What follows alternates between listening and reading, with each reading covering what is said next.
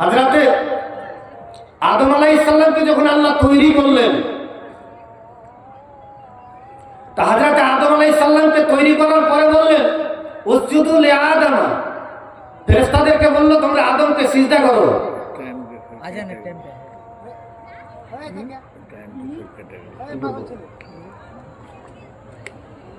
হযরতে আদম আলাইহিস সালামকে বললেন, ফেরেশতাদেরকে বললেন যে আদমকে সিজদা করো।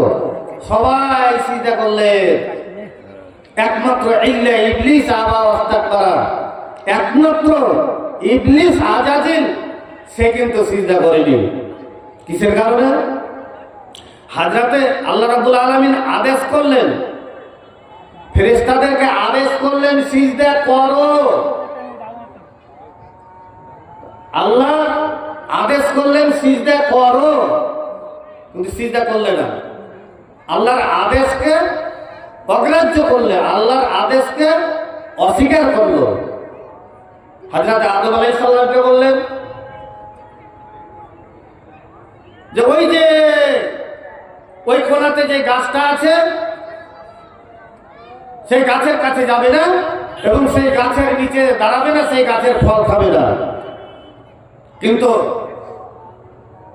এই আজাজিলকে, এই ইবলিসকে যখন আল্লাহ আদেশ করলেন তখন কি বললেন? আল্লাহকে জবাব দিচ্ছে। আল্লাহ বললেন যে তাকে সিজদা করো, বলছে করবো না। কেন? খালাকতাহু মিন নার ওয়া খালাকতাহু মিন তিন, আল্লাহ তুমি তাকে মাটি থেকে তৈরি করেছো, তুমি আমাকে আগুন থেকে তৈরি করেছো। সুতরাং আগুনের মর্যাদা, আগুন উপরে উঠে আর মাটি ছেড়ে দিতে গেলে ডানতে আসে। সুতরাং মর্যাদায় আমি তার চাইতে বড়, আমি তাকে সিজদা করতে পারবো না। এটা কেমন দেখায়? আল্লাহ রাব্বুল আলামিন বলছেন কি, কয়েকদিন পরে, কিছুদিন পরে যদি মনটা যদি ভেঙে যায়, আল্লাহ এসে জিজ্ঞাসা করছেন মা মানাকা আন তাসজুদা, এই যে তোমাকে সেদিন বললাম না যে তুমি আদমকে সিজদা করো, তো কেন তুমি করনি? কে তোমাকে নিষেধ করেছে? তোমাকে বাধা কে দিয়েছে? কিসে তোমাকে বাধা দিয়েছে? তো নিজের মানে মানুষ এখন যেমন বুক ফুলিয়ে কথা বলে সেরকম বলছে যে আমাকে কে বাধা দেবে, ওর চাইতে আমি মর্যাদা সম্পন্ন, সুতরাং আমি ওকে সিজদা করতে পারবো না, এটা আমার বিবেকে বাধে। আল্লাহ বলছেন সিজদা করবি না, বলছে না। আল্লাহ বলছেন ফাখরুজিন নাগারা, যে বেরিয়ে যা। কেমন হয়ে বেরিয়ে যা? ঝাঁটাখোর হয়ে বেরিয়ে যা, লাখখোর হয়ে বেরিয়ে যা, জুতাখোর হয়ে বেরিয়ে যা। এখানে থাকার তো কোনো যোগ্যতা নাই, এখানে থাকার কোনো অধিকার নাই। কারণ আল্লাহ রাব্বুল আলামিন আদেশ করলেন উসজুদু লিআদম, আদমকে সিজদা করো। কিন্তু হঠকারিতার কারণে, নিজের তাকাব্বুরের কারণে, নিজের ফখরের কারণে হযরত আদম আলাইহিস সালামকে সিজদা করলেন না। আর আদম আলাইহিস সালামকে সিজদা না করার কারণে আল্লাহ বললেন ফাখরুজিন নাগারাজিন, বেরিয়ে যা এখান থেকে, ঝাঁটাখোর হয়ে বেরিয়ে যা, লাখখোর হয়ে বেরিয়ে যা, হারামখোর হয়ে বেরিয়ে যা। সুতরাং এখান থেকে বেরিয়ে যা, বেরিয়ে যা, বেরিয়ে যা। আজ থেকে প্রায় 950 বছর হয়ে গেল, তখন বেরিয়ে গেছে। তখন থেকে নিয়ে এখন পর্যন্ত ওই আদম, ওই মানে ইবলিসের উপরে, আজালিলের উপরে লাখ পড়তে আছে, জুতা পড়তে আছে এবং তার উপরে ঝাঁটা বাড়ন পড়তে আছে। কতদিন পড়বে? যতদিন কিয়ামত না হবে ততদিন পর্যন্ত তার মুখে ঝাঁটা বাড়ন পড়তে থাকবে। কত বড় শাস্তি দিয়েছিল কিয়ামত পর্যন্ত। তখন থেকে হযরতে আদম আলাইহিস সালাম থেকে নিয়ে এখন পর্যন্ত প্রায় 10,500 বছর, 10,500 বছর পর্যন্ত সেই শুধু একটা সিজদা করেনি। যদি সিজদা করে দেয়, মাথাটা নত করে দেয়, সিজদাটা করেনি, তার কারণে তাকে এরকম শাস্তি দিয়েছে আল্লাহ রাব্বুল আলামিন। এরকম শাস্তি ভোগ করতে হয়েছে। কতদিন পর্যন্ত ভোগ করছে? 10,500 পর্যন্ত বছর পর্যন্ত ভোগ করতেই আছে, করতেই আছে, করতেই আছে, কিয়ামত পর্যন্ত করতেই থাকবে। কি ভুলটা করেছিল? হযরতে আদমকে সিজদা করতে বলেছিল, সিজদা করেনি না, আল্লাহর আদেশকে অগ্রাহ্য করেছিল। তবে আল্লাহর আদেশকে অগ্রাহ্য করার কারণে আজ থেকে 10,500 বছর পর্যন্ত তার উপরে এরকম ঝাঁটা পড়তেই আছে। তবে আমরা কতগুলো আল্লাহর আইনকে আর আল্লাহর বিধানকে অগ্রাহ্য করেছি, আল্লাহর নিষেধকে অগ্রাহ্য করেছি। হযরত আদম আলাইহিস সালামের কাছে গেলেন আল্লাহকে বলছেন, তোমাকে যে বলেছিলাম যে ওই গাছের কাছে যেও না, কেন তুমি গেলে? যেমনই ওই গাছের ফল খেলেন, কি ফাদাল্লাহুমা বিগুরুরিন ফালাম্মা জাকাত সাজারাতা বারাত লাহুমা সাওয়াতুহুমা ওয়া তাফিকা ইয়াকসিফানি আলাইহিমা মিন ওয়ারাকিল জান্নাতে। যেমনই শয়তানের ধোঁকায় পড়ে যেমনই ওই গাছের যেমন ফল খেয়ে গেলেন, আর ফল খেয়ে নেওয়ার পরে তার শরীরে যা কাপড় ছিল, স্বামী স্ত্রীর দুইজনের শরীরে কাপড় যা ছিল সমস্ত কাপড় খসে পড়ে গেল, এক কথায় উলঙ্গ হয়ে গেল। তাদের পরনে আর কোনো কাপড় নাই। যেমন পাগল যেমন দৌড়াতে থাকে, এদিক যায় ওদিক যায় ওদিক যায়, হযরত আদম আলাইহিস সালাম দৌড়াতে লাগলেন, জান্নাতের মধ্যে দৌড়াতে লাগলেন। হাই কি হয়ে গেল, কি হয়ে গেল, কি হয়ে গেল? নিজের কাপড়, পরনে কাপড় নাই, উলঙ্গ, এক টুকাও এক চুলো কাপড় নাই। হযরতে হাওয়ারও এক চুলো কাপড় নাই, একদম পরনে কাপড় নাই, একদম উলঙ্গ। হযরতে আদম আলাইহিস সালাম আফসোস করতে লাগলেন, হাই কি হলো? দৌড়াতে লাগলেন, দৌড়াতে একটা গাছের ডালে হযরতে আদম আলাইহিস সালাম তিনার শরীরের আকৃতি খেজুরের নাইয়ের আকৃতির মতো ছিল, লম্বা একটা সুঠাম দেহ ছিল, চুলগুলো বড় বড় ছিল।